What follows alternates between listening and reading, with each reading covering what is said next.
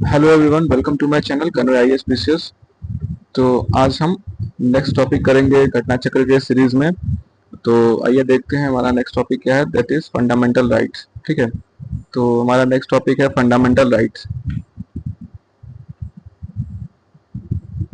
Fundamental rights है ना।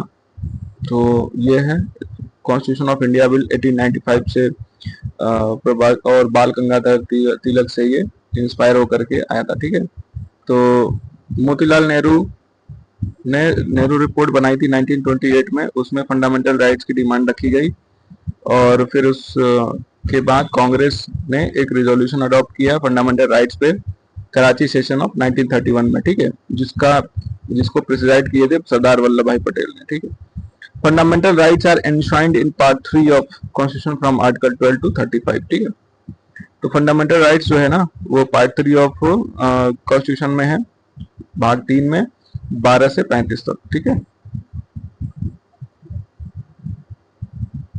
तो फंडामेंटल राइट्स तो हमने शायद पिछली स्लाइड में कर ली थी।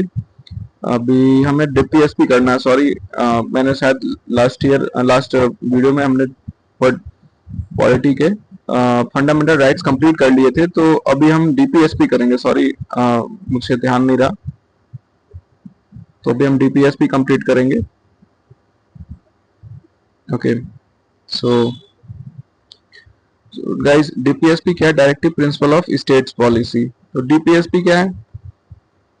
तो ये राज्य के नीति निर्देशक तत्व है। ठीक है, तो राज्य की नीतियां कैसी होनी चाहिए जनता के लिए, तो उस पर काम करना।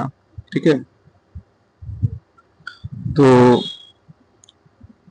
आइए देखते हैं डीपीएसपी हमारा directive principle of state policy.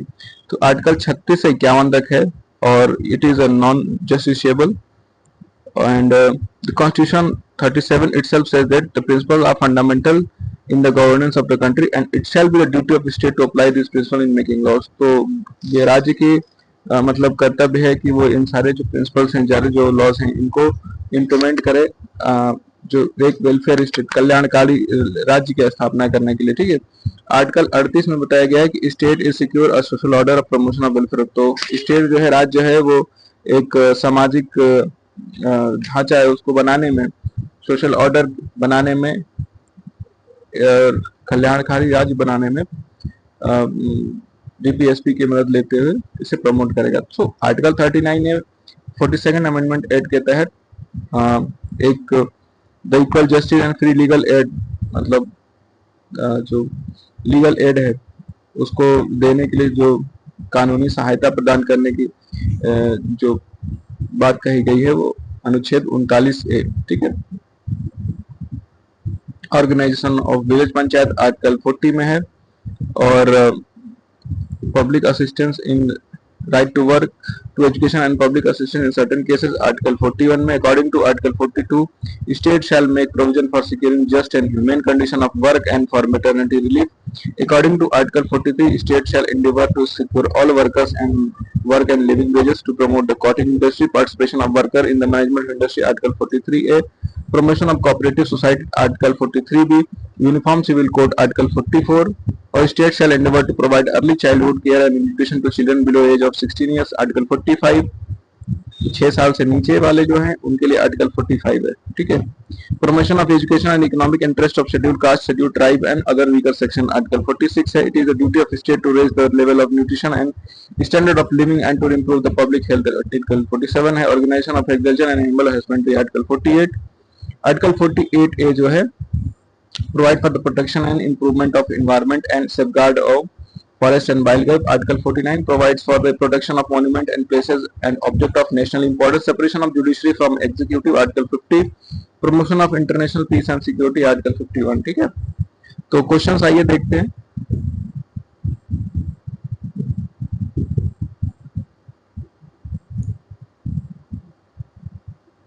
तो क्वेश्चंस क्या है यहाँ पे, आप देख सकते हैं कौन से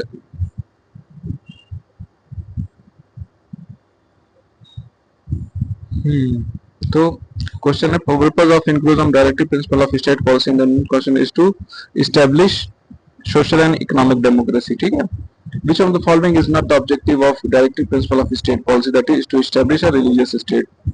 ठीक है, article 36 to 51 of Constitution of India contain the directive principle of state policy. The aim of the constitution maker was to establish a secure and democratic state to ensure social economic justice. तो जो 36-51 हमारा जो directive principle of state policy दिया गया है, इसका जो main M है, जो मेन उद्देश्य यही है कि कॉन्स्टिट्यूशनल जो मेकर्स थे, जो कॉन्स्टिट्यूशन बनाने वाले थे, उनके ये था कि उन्हें एक निरपेक्ष, सेक्युलर और एक लोकतांत्रिक राज्य बनाने थी, और जिसमें वो सामाजिक और आर्थिक न्याय दे सके। ठीक है। Next question is directive principles are important for economic, social and political functions in a modern democratic state. ठीक है। तो और दूसरा है the core objective of directive principle is to establish economic and social democracy. तो ये दोनों सही हैं। How are the directive principle of state policy different from fundamental rights? तो क्यों different है? क्योंकि ये not enforceable हैं, इन्हें आप कोर्ट में क्लेम नहीं कर सकते हैं, बट फंडामेंटल राइट को आप कोर्ट में क्लेम कर सकते हैं। ओके, तो answer C. DPSP are non justiciable. ठीक है। Consider following with reference to constitution of India, directive principle of state policy constitute limitation upon neither one neither two. Legislation function भी नहीं होता, एग्जीक्यूशन फंक्शन नहीं होता। ठीक है। With reference to provision contained part 4 of the Constitution, which of the following statement is correct? They shall be enforceable by courts. They shall not be enforceable by any court. The principle laid down in this part are to influence the making of law by the state. तो ये answer इसका होगा 2 and 3 only. ठीक है।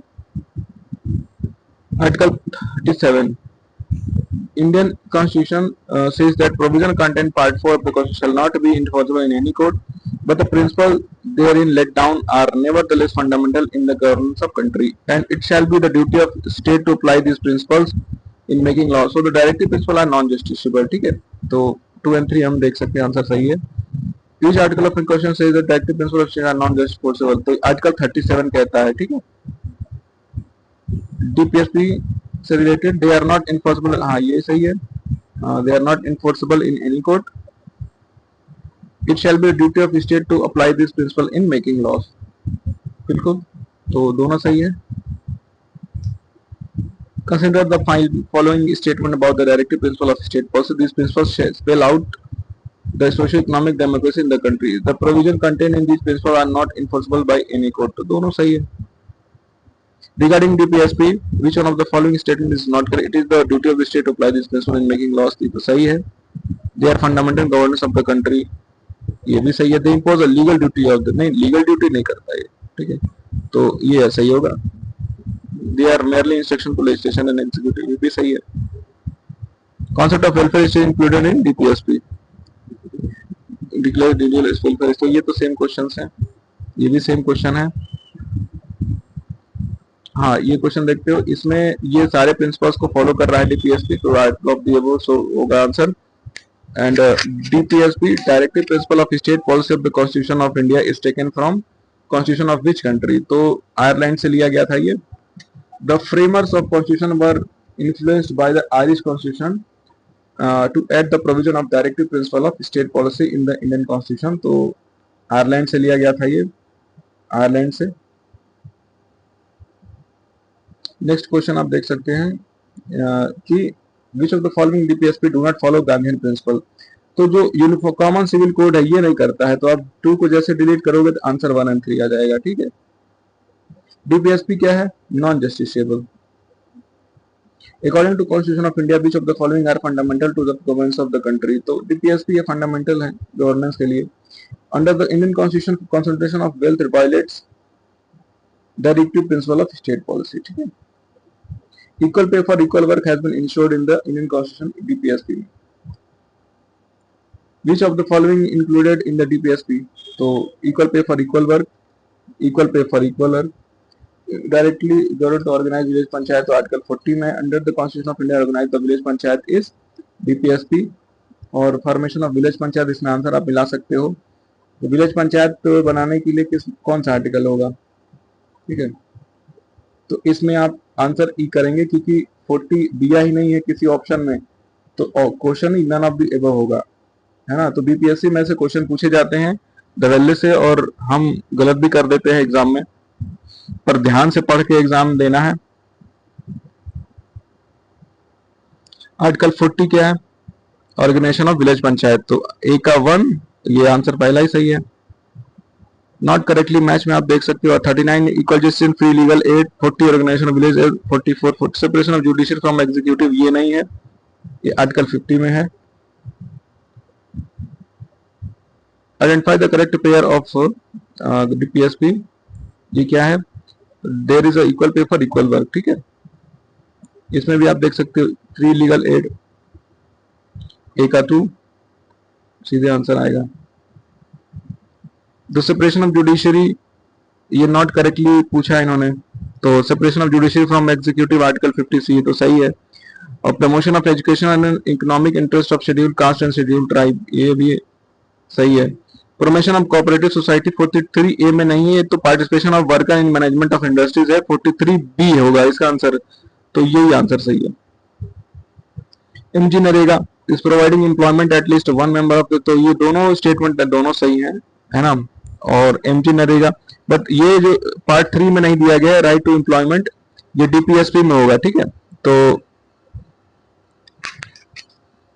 Answer हम क्या कहेंगे, जो आंसर है उसका सी होगा आंसर, ठीक है।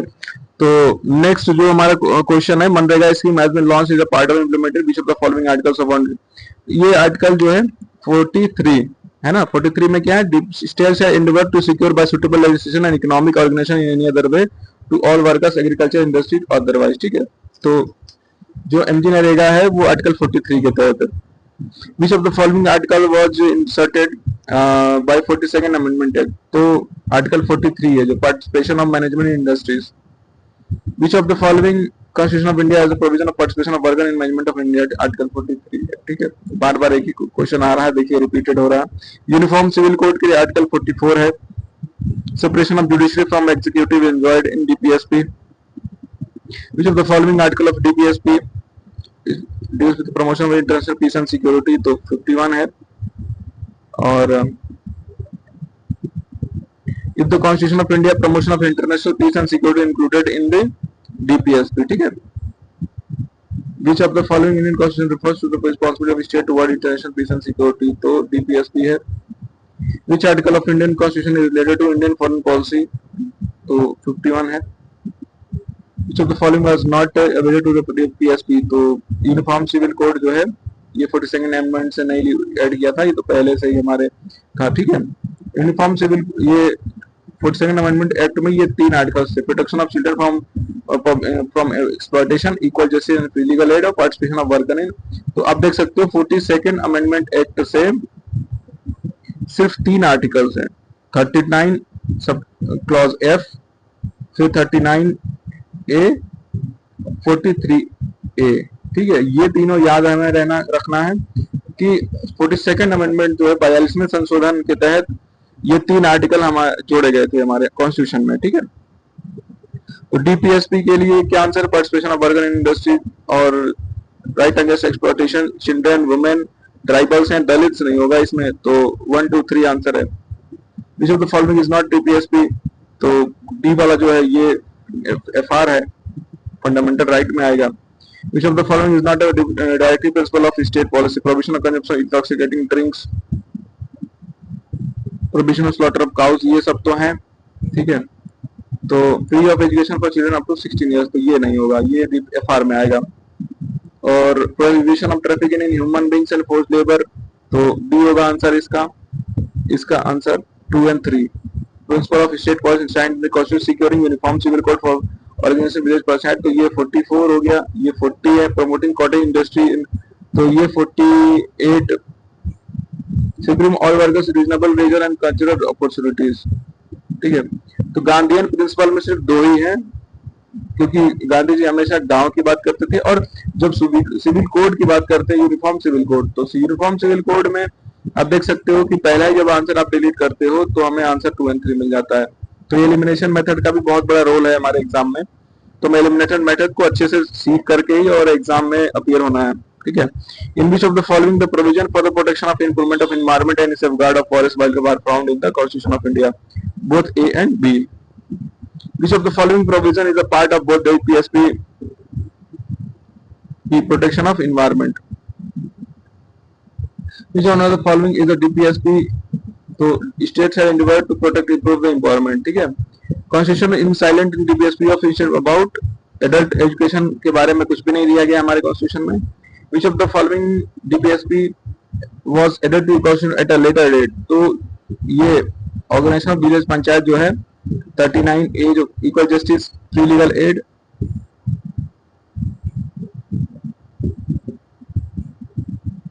ठीक है।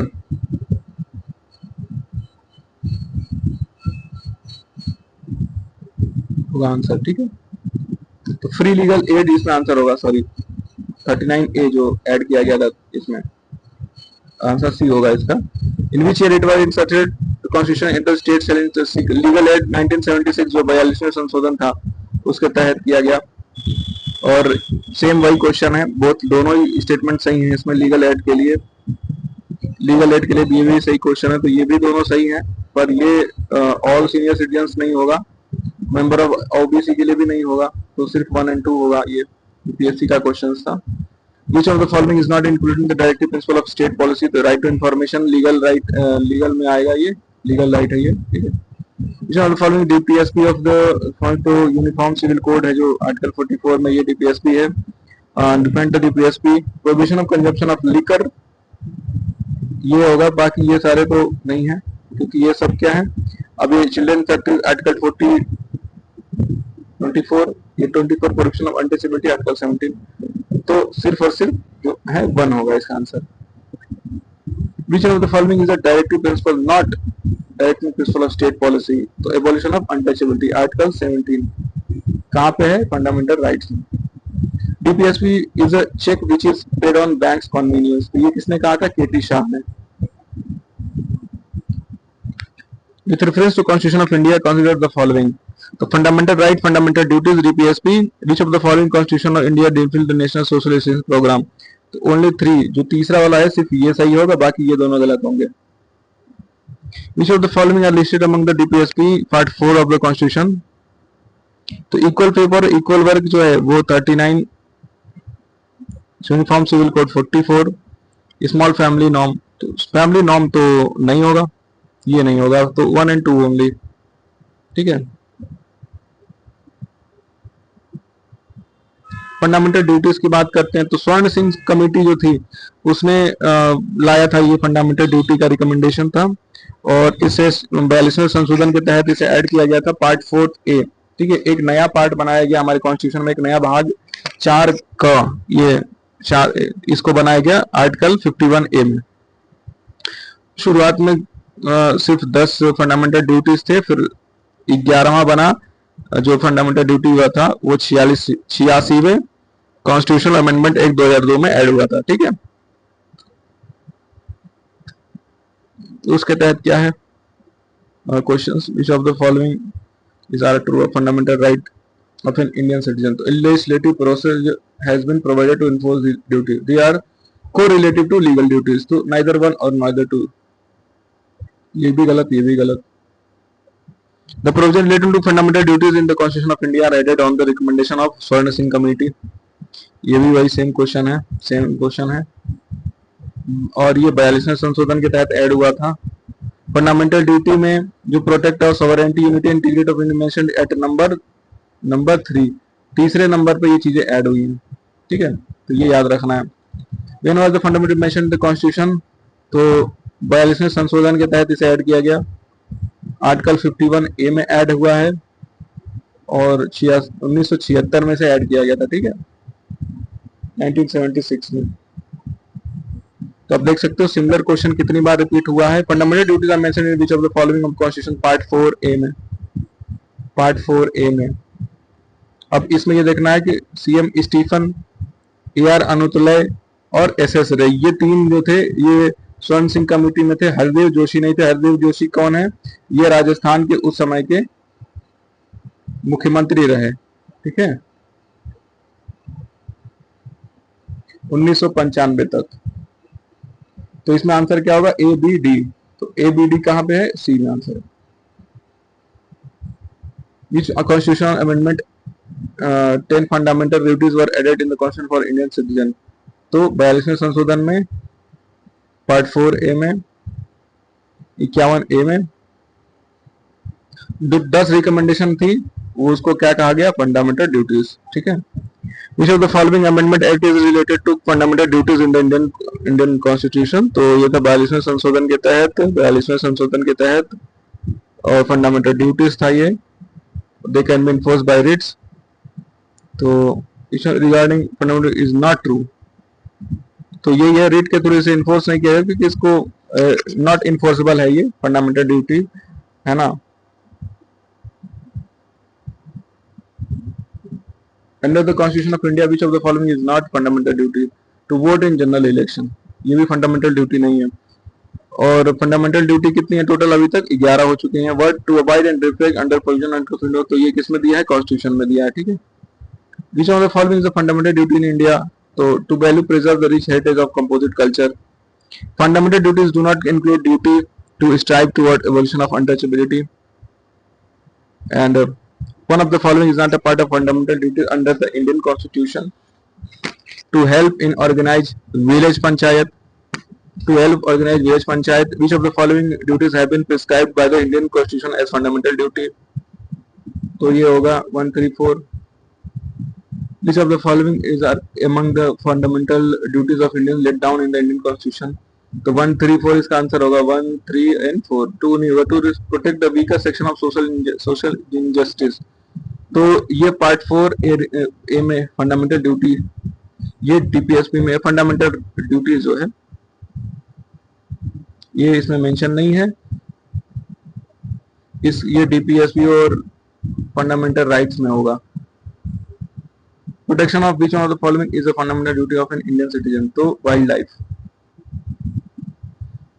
It shall be the duty of every citizen to protect and improve the natural environment, तो ये आर्टिकल 51 ए में कहा गया है और मेंशन किया गया article 51 A ji.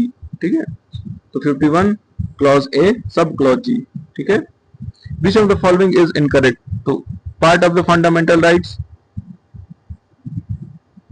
so fundamental duties are not the part of fundamental right, ठीक है, rather fundamental duties are included in the constitution of India by 42वें संशोधन। तो ये ड्यूटी जो एफआर के साथ नहीं है, ये अलग ही स्वतंत्र रूप से ऐड किया गया था 42वें संशोधन के तहत। ठीक है, और नेक्स्ट क्वेश्चन है, which of the following is not a fundamental duty, to protect the monument and places of national importance. ठीक है, Which one of the following is not provided in part 4 of the constitution, ये है to respect our parents and teacher, ये भी नहीं है हमारे duty में। Under the constitution, which one of the following is not a fundamental duty, to vote in public election। ठीक है, अब ये करेक्टली मैच में आएगा। पार्ट 2 जो है वो सिटीजनशिप है, बिल्कुल सही, फंडामेंटल राइट्स। पार्ट 4 ईपीएस भी है, पार्ट 5 जो फंडामेंटल ड्यूटीज नहीं है 4A है, तो ये वाला गलत होगा। ठीक है, separation of judiciary from executive in the public services, तो डीपीएस में दिया है, सही बात है। और वैल्यू में preserving rich heritage of composite culture, fundamental duties. Provision of employment, fundamental rights of children, तो ये तीनों सही है। To uphold and protect the sovereignty, unity and integrity of nature, provision made in the fundamental duties. ठीक है, how many fundamental duties are there in the Indian constitution, 11। ठीक है, अब ये foster respect for international law क्या क्या है, international law, to have compassion for living creatures, to develop spirit of inquiry and reform, to separate judiciary from executive. तो article जो 50 है वो इसको डी से 3 मैच करेंगे, तो सीधा आंसर हमें बी मिलेगा। ठीक है, बाकी हम देख सकते हैं foster respect for international law 51C, 51 compassion for living creature, 51AG develop spirit of inquiry and reform, 51AH और सेपरेट जुडिशरी फ्रॉम एग्जीक्यूटिव 50। ठीक है, तो ये हो गया। प्रेसिडेंट आई देखते हैं, article 52 there shall be president of India according to 53 the executive power of union shall be vested in the president and shall be exercised by him either directly or through officer subordinate to him. Article 44 70th amendment act जो था, effective from provide for the inclusion of elected members of legislative assemblies of national capital territory Delhi and Puducherry। तो president के बारे में हम questions देखते हैं। Among the following the head of Indian Republic, तो president of India head of state होता है, और ये देख सकते हो आप कार्यकाल सबके हैं। तो अभी तक इंडिविजुअल ऑर्डर जो है वो 15वां हमारा यही इनका द्रौपदी मुर्मू जी का। और टेन्योर वाइज अगर देखा जाए तो मतलब अगर व्यक्ति की बात की जाए तो 15वां है, और अगर टेन्योर वाइज अगर देखा जाए तो 17वां है। ठीक है। According to constitution who among the following is the head of state, तो प्रेसिडेंट होता है। President of India is different from British king, हाँ बिल्कुल सही बात है। Office of Indian president is similar to that of America, नहीं नहीं नहीं, ये गलत है। ठीक है। Union executive headed by the President of India. There is no limitation on the power of the President. So A is true, but R is false. President of India exercises his power either directly or through officers subordinate to him, through my minister, through Prime Minister, through Cabinet. तो Article 52 जो है Indian Constitution provide that there shall be President of India according to 53(1). The executive power of the Union shall be vested in the President and shall be exercised by him either directly or through officers subordinate to him according to this Constitution. ठीक है। तो article जो 52 है वो कहता है कि एक भारत का राष्ट्रपति होना चाहिए, और भारत का राष्ट्रपति जो है वो कार्यपालिका का हेड होगा। ठीक है। और उसकी सारी शक्तियां जो है निहित होंगी उसमें। ठीक है। Who is the executive head of India, president है। According to constitution of India, executive power of union shall be vested in the president. ठीक है। According article which of the following articles the constitution based the executive power of it? तो article 53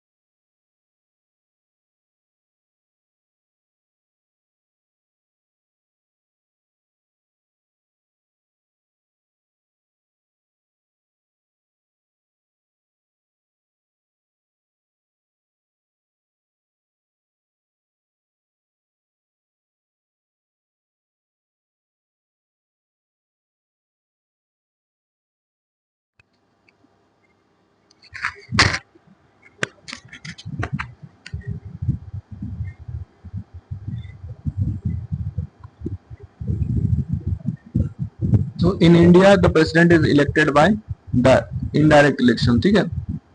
तो इसमें single transferable vote system भी है, proportional vote system, दोनों सही है, जिसमें दोनों आंसर सही होगा। Elected member of both houses of parliament, elected member of both houses of state legislature, elected member of legislative assembly of all state, elected members of legislative assembly of Delhi and Puducherry। तो इसमें elected member both houses of the parliament, ठीक है ये तो सही। Elected member of both houses of state legislature, ठीक है, नहीं ये नहीं है। इलेक्टेड बोथ हाउसेस से नहीं, सिर्फ स्टेट लेजिस्लेटिव असेंबली के जो मेंबर्स होते हैं वो। Elected members of legislative assembly all state, हाँ ये सही है। Elected member of legislative assembly of Delhi and Puducherry, ये भी सही है। तो 1, 3 एंड 4, ठीक है। Electoral college for the election of president consist of elected member of both houses of parliament and elected member of state assemblies, ठीक है। The two union territory which has been given right to take part in the election of President of India by 70th Amendment of Indian Constitution are Delhi and Puducherry, ठीक है। Who among the following are not included in the electoral college of, तो जो council of states है elected member ये भी होता है, house of people भी होगा, elected member of legislative assembly भी होता है, लेजिस्लेटिव काउंसिल के मेंबर्स नहीं होंगे इसमें। तो प्रेसिडेंट के इलेक्शन में कौन कौन रहता है? All the member of to houses, all the elected member of state assemblies, all the elected member of UT assemblies, all the governor and lieutenant governor. तो आप देख सकते हो यूटी असेंबली तो सिर्फ दो ही, दिल्ली एंड पुडुचेरी का है, तो ये क्वेश्चन गलत हो जाता है। Electoral college for the election of president of India consist all the elected member of both houses parliament and elected member of state assemblies, ठीक है। B members of board of election of president of India are elected member of लोक सभा, राज्यसभा और विधानसभा, ठीक है। तो कौन होगा? 1, 2 and 3, not 4। President of India is elected by D the elected member of Rajya Sabha, Lok Sabha, state legislative assemblies, ठीक है। President of India is elected by Lok Sabha, Rajya Sabha, state. तो ये तो आंसर ही गलत होगा इसका, ये तो पूरा क्वेश्चन ही नहीं है। Not a correct regarding president of election, तो प्रेसिडेंट इलेक्शन के ये होगा may be govern by the electoral college incomplete. तो क्या कह रहे हैं कि क्या कम इसमें से कौन सा जो स्टेटमेंट है वो गलत है? तो ये है प्रेसिडेंट इलेक्शन में भी postponed on the ground that the election electoral college is incomplete. तो जब इलेक्टोरल कॉलेज इनकम्प्लीट होगा तो हम इलेक्शन जो है प्रेसिडेंट का वो नहीं करा सकते, ठीक है। तो ये जो है ये इलेक्टोरल कॉलेज कंप्लीट होने के ये जो स्टेटमेंट है ये गलत है इनका। President election can not be postponed and on grounds of electoral college incomplete, ठीक है। तो प्रेसिडेंट का जो इलेक्शन है वो हम टाल नहीं सकते हैं सिर्फ इसलिए कि इलेक्टोरल कॉलेज कंप्लीट नहीं है, ठीक है।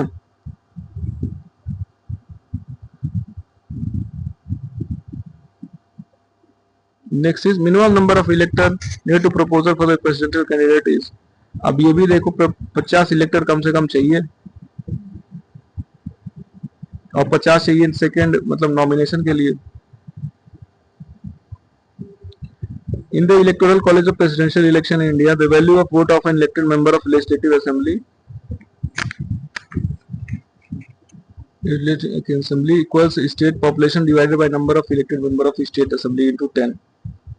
तो ये तो गलत है। Value of vote of the elected member of parliament vote of, हाँ ये सही है कि जो टोटल नंबर ऑफ वोट है इलेक्टेड मेंबर ऑफ पार्लियामेंट जो बोथ हाउसेस मतलब लोकसभा और राज्यसभा के जो इलेक्टेड मेंबर्स है उनके वोट, ठीक है। फिर total vote of all elected MLA, फिर सारे जो एमएलए हैं उनके इलेक्टेड वोट्स और उनको फिर डिवाइड करना है total number of elected MP से। तो लोकसभा और राज्यसभा के MP upon MLA of state, उसके बाद ये हमारा आएगा प्रेसिडेंशियल इलेक्शन का फॉर्मूला, ठीक है।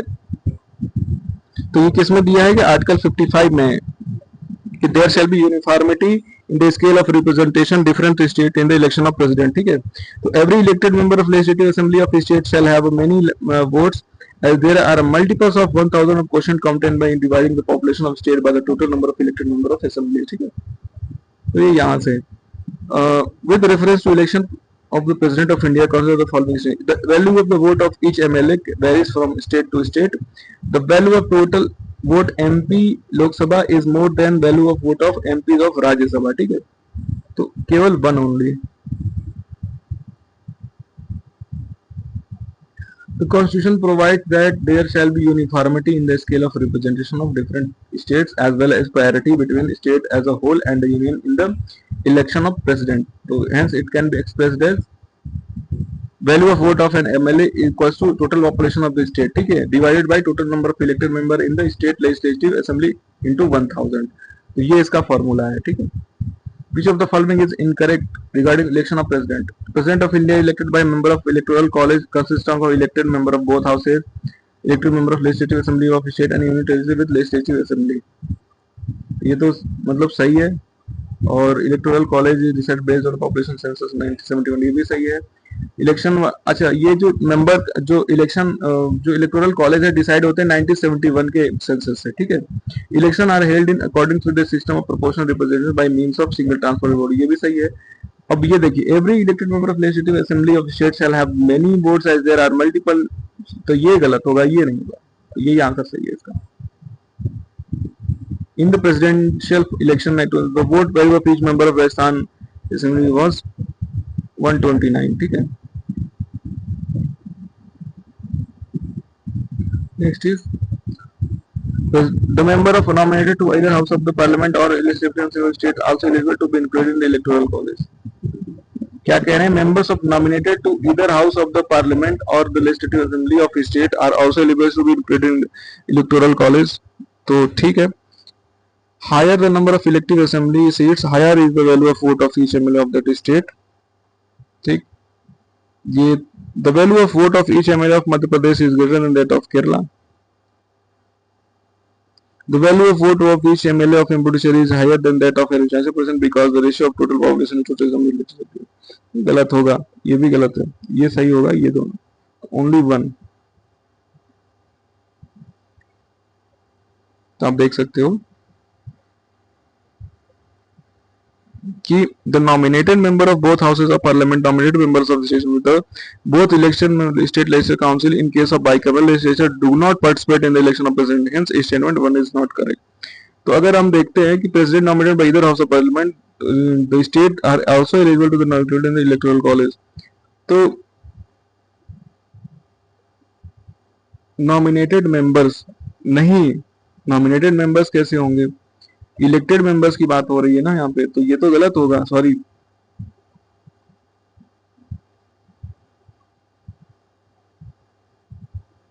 यहां देखते हैं आर्टिकल 55 कहता है कि manner of election of president according to this article, value of vote of an MLA of a state equals to total population of the state upon 1000 into total number of elected member in the state legislative assembly. From this equation it is clear that the higher the number of seat in the legislative assembly, lower the value of vote of an MLA.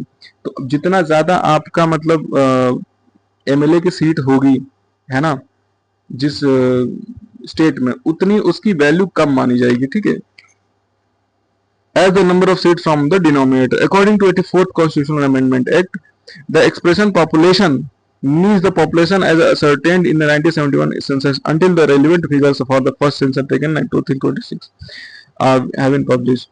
On the basis of above formula, the value of vote of an MLA is given for the following state and union territories: Madhya Pradesh, Kerala और अरुणाचल में अगर इतने हैं तो statement 4 जो है हमारा ये करेक्ट होगा. ठीक है, this would be the correct, और ये गलत होगा, ये गलत. केरला के मतलब मध्य प्रदेश की तो सीटें ज्यादा है, मतलब हैं, और केरला की कम है. यहाँ पे आप देख सकते हो कि मध्य प्रदेश में एक जो सीटें हैं वो 131 है और केरला में 152 है. ठीक है, तो इस इक्वेशन से अगर हम देखते हैं कि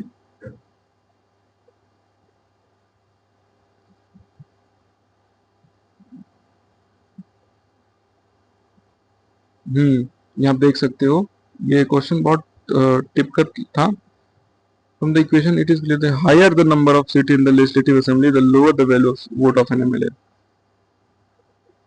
as the number of seats form the denominator. ठीक है, the expression population means the population as ascertained at 1971.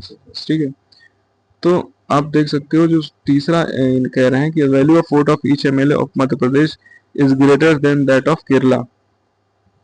ठीक है, तो higher the number of elective member seat, higher the value of vote of each MLA. तो दूसरा वाला तो गलत हो गया, पहला भी गलत है.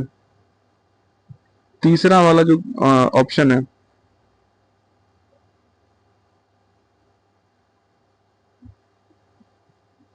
ठीक है, तो यहाँ से जो दूसरा और तीसरा स्टेटमेंट है वो गलत है. MLA is given for the following state union territories 131, 152, 152. तो इस इक्वेशन से कहते हैं कि एक्सप्रेशन जो पॉपुलेशन है, फिर 44 जो संविधान संशोधन किया गया उसमें ये कहा गया कि जब तक मतलब रेलिवेंट फिगर ना मिल जाए हमें, तब तक हम 1971 की जो सेंसस हुआ है, जनगणना से हम अगर पॉपुलेशन जो है, जनसंख्या की जो डेफिनेशन है वो लेते हैं, और इससे लेने के बाद जो MLA है उसकी जो गणना है वो ये करी जाएगी कि मध्य प्रदेश, केरला और अरुणाचल प्रदेश. ठीक है,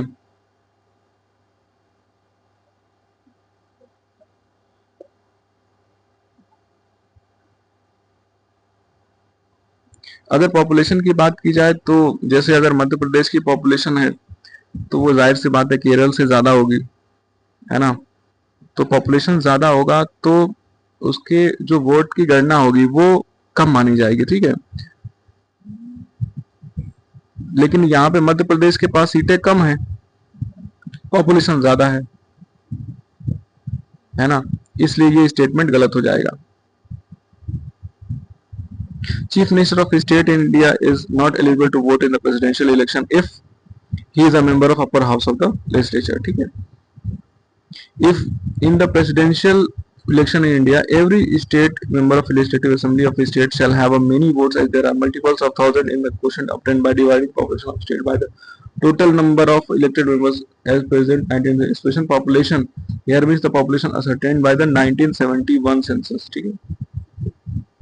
According to Article 81 Clause 1, expression population means the population is ascertained in the last preceding census which the relevant figure have been published, ठीक है। तो 1971 का जो मतलब सेंसस है उसके तहत हम पॉपुलेशन की जो डेफिनेशन है वो मानेंगे, और जब तक मतलब 2026 में पहला सेंसस जब तक फिलामेंट आना जाए तब तक हम इसी को मानेंगे, ठीक है।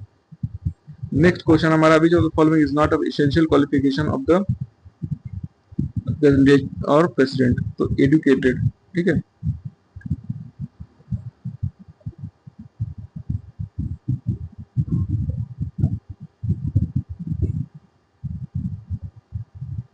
He should be citizen of India by birth. He should be complete the age of 35 years. He should be qualified in election as a member of parliament. तो ओनली टू, ठीक है, सिर्फ एज पकती है, ये बाकी दोनों गलत है। Member of parliament state can elected the president but he shall to legal से seats as soon as he, लेकिन तुमको अपने पद जो है छोड़ना पड़ेगा अगर वो अपने आप को प्रेसिडेंट के लिए नॉमिनेट करते हैं तो, ठीक है। Indian president is eligible for election for how many times, तो सिर्फ ये नहीं नंबर ऑफ टाइम, मतलब कितनी बार भी बन सकते हैं, कोई ऐसा नंबर निर्धारित नहीं किया गया। नेक्स्ट क्वेश्चन है हमारा, which article of Indian constitution prescribe eligibility condition for re-election of post. Re-election के लिए आर्टिकल 57 दिया गया है। If there is any dispute between presidential election it can be referred to supreme court of India, ठीक है। ये किसमें दिया गया, आर्टिकल 71 में। नेक्स्ट क्वेश्चन आप देख सकते हो 2023 का जो एग्जाम था यूपीएससी का, ये one of the toughest exam था, तो उसमें ये क्वेश्चन देखिए पूछा गया प्रेसिडेंट से related. If the election of president of India is declared void by the supreme court of India, all acts done by him or him the performance of duties of this before the date of decision become invalid, ठीक है। Election for the post of president of India can be postponed on the ground that some legislature assemblies have been dissolved and elections are yet to B take place. तो dissolve तो हम नहीं कर सकते हैं, ये भी गलत है। इनवैलिड नहीं माना जाएगा। When a bill is presented to the President of India, the Constitution prescribe time limits within which he or she will declare his assent. नहीं, ऐसा नहीं है, टाइम लिमिट ही नहीं होता, वो जब तक चाहे तब तक रख सकता है। President hold office for a term of 5 years from a date on which he enters upon his office holds his office, ठीक है। To whom does the President of India addresses his resignation? तो vice president को देता है अपना जो resignation है, त्याग पत्र किसको देगा, तो उपराष्ट्रपति को, ठीक है। To whom does the president of India submit his resignation, vice president. President of India can be removed by post by parliament, ठीक है, इंपीचमेंट के थ्रू। इंपीचमेंट किस पे होगा, impeachment can be imposed on president of India may be tough ground. Professional misconduct, violation of constitution, तो सिर्फ violation of constitution के बेस पे ही हम प्रेसिडेंट को हटा सकते हैं, ठीक है। What is not true in the relation of election of president, तो ये सारे सही हैं, कोई गलत नहीं है इसमें। Provision of process of election of president is described, ये भी सही है। नॉमिनेशन स्टेज में 50 प्रपोजल और 50 सेकंड वैल्यू होना चाहिए, बिल्कुल सही है। और 1971 के सेंसस से इसमें पॉपुलेशन डिसाइड करते हैं, ये भी सही है, सारे सही हैं। In under which article of Indian constitution can be president is impeach, तो आर्टिकल 61 जो है इसके तहत हम इम्पीच कर सकते हैं। Under which one of the following article the procedure for removal of president of India through the process of impeachment has been laid down, article 61, ठीक है। The president of India can be removed from the office even before the expiry of term through impeachment. Impeachment will be imposed on president by any house of the parliament, ठीक है। On which of the following speaks about impeachment of, तो ये 61 कहता है और ये भी 61 same question है। Which of the following article of Indian citizen impeachment क्या की बात करता है, 61 पे है। Which power to initiate motion of impeachment present, तो ये both the houses of parliament, किसी भी हाउस में हो सकता है इम्पीचमेंट और किसी भी हाउस में पास कर सकते हैं। At least how many days of prior notice required to impeachment, तो कम से कम 14 दिन से पहले नोटिस दिया जाता है। आर्टिकल देख सकते हो 61 clause 1। Which one of the following is part of the electoral college of president but not the process of impeachment, तो ये स्टेट लेजिस्लेटिव असेंबली है। मतलब इलेक्शन में तो होते हैं ये, पर इम्पीचमेंट पे नहीं होंगे। इम्पीचमेंट सिर्फ दोनों हाउस के सदन के जो मेंबर्स होंगे वही होंगे। स्टेट लेजिस्लेटिव असेंबली ये नहीं होगा। तो क्वासी जुडिशियल प्रोसीजर है। Vacant post of president is to be filled within 6 month, 6 महीने के अंदर इसको वैकेंट जो सीट है उसको भरना है। In the case of vacancy arising from any cause, the expiry of the term of president in office election to be filled vacancy must be held within 6 months, ठीक है।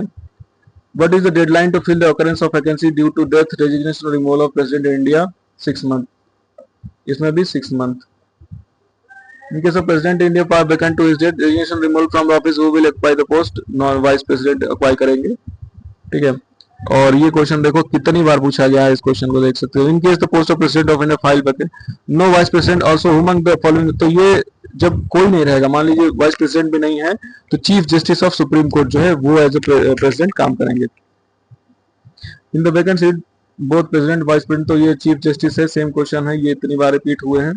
स्पीकर वो in the position of president vice president vacant, तो ये chief justice of India जो है वो बात करेंगे, एक बार हो गया।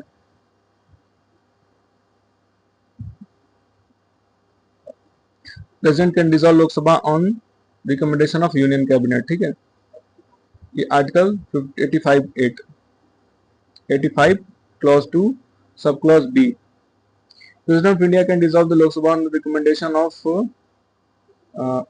कैबिनेट, कैबिनेट के रिकमेंडेशन पे कर सकता है, ठीक है। अब 2024 में ये देखिए क्वेश्चन पूछा गया है पीएससी के। Prorogation of house by the President of India does not require the advice of the Council of Ministers. Prorogation of a house is generally done after the house is adjourned sine die, but there is no bar the President of India prorogating the house which तो ये जो add and advice है ये तो बिल्कुल गलत ही हो गया कि बिना आप एड एंड एडवाइस के कोई कार्य कर नहीं सकता है। तो काउंसिल ऑफ मिनिस्टर का एड एंड एडवाइस मतलब उनका जो एडवाइस है आपको लेना ही होगा किसी भी एग्जीक्यूटिव वर्क में। तो पहला स्टेटमेंट गलत हो गया, ठीक है। अब देखते हैं prorogation house is generally done after the house is adjourn, ये तो सही बात है। एडजर्न हमेशा तभी होता है जब कोई बार नहीं होता है कोई प्रेसिडेंट के। Resolution of Lok Sabha is done by the president of India who is save in expression circum so that the advice of council of minister, तो ये दोनों सही स्टेटमेंट है, तो आपका सी होगा। Joint sitting of house of people council of state is summoned by president, तो joint sitting बुलाता है आर्टिकल 108 के तहत। ज्वाइंट सिटिंग कौन बुलाता है? प्रेसिडेंट, ठीक है, प्रेसिडेंट। ये प्रेसिडेंट है, इंटेंशन ऑफ द प्रेसिडेंट का है, तो सेम क्वेश्चन है।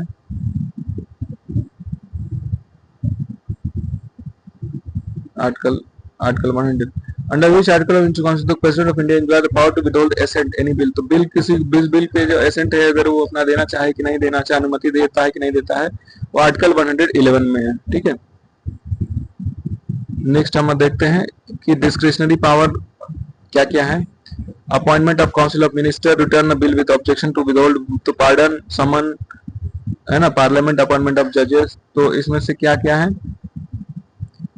2, 3 and 4, 6, तो 2, 3 और 6 to return bill, to withhold bill, to send message to parliament, बस ये इसके डिस्क्रिशनरी पावर्स हैं। On which matter it is not necessary for the president to take advice from council of minister, तो एस bill के ऊपर accent देना है कि नहीं देना है ये प्रेसिडेंट के ऊपर निर्भर करता है। ये फिर बार बार तो फिर तो बात ही क्या रह जाएगी प्रेसिडेंट की, जब हर काम वो मतलब काउंसिल ऑफ मिनिस्टर से पूछ के ही करेगा। ऑलरेडी वो कर ही रहा है, पर जो बिल है, बिल वगैरह जो बहुत इंपॉर्टेंट है, तो उसके लिए तो फिर मतलब प्रेसिडेंट को बार बार अनुमति लेने की जरूरत नहीं है। Which of this legislative power of president according to constitution. तो टू प्रोमोट ऑर्डिनेंस जो है वो इसका एग्जीक्यूटिव पावर होता है, कार्यपालिका की शक्तियां होती हैं राष्ट्रपति के पास, जिसमें ऑर्डिनेंस पारित करता है भाई आर्टिकल 123। ठीक है, 123वें अनुच्छेद के तहत ऑर्डिनेंस पारित किया जाता है।